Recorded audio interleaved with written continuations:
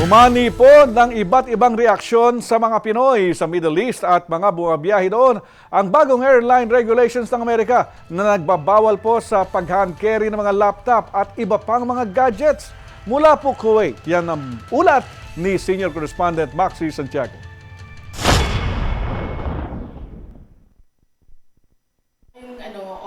Isa si Gina Mills sa mga Pinoy sa Kuwait na laging bumabiyahe sa Amerika. Kaya laking gulat niya sa inilabas na bagong airline regulation ng Amerika na nagbabawal sa pag-hand carry ng laptop at iba pang gadgets na mas malaki kaysa cellphone. Ay bakit naman bigla-bigla yung kanilang rules? Alam mo, sa totoo lang, nakaka-stress yan at saka nakahasil yan. Ang iba, nag-aalala sa maaring mangyari sa mga electronic gadgets nila kapag i-check-in.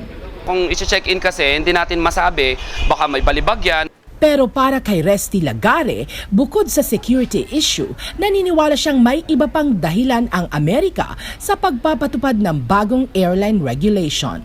Merong mga economic implications or strategy ang US dito kung bakit Middle Eastern Airlines lang ang pinagbabawalan. Waiting for your flight. So normally you stay 3 to 4 hours there.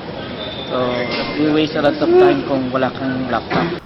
Sa London, apektado rin sa bagong airline regulation ang mga Pinoy na laging bumabiyahe sa gitnang silangan.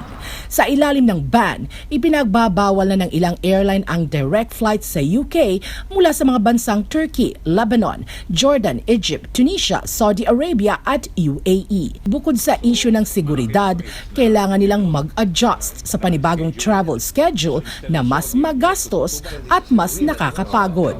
I'm planning my trip so that I return to the UK from either Bahrain, Abu Dhabi or Dubai.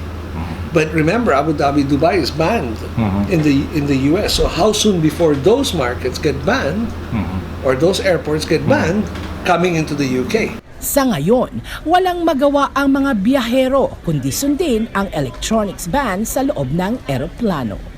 Maxi Santiago, ABS-CBN News, Kuwait.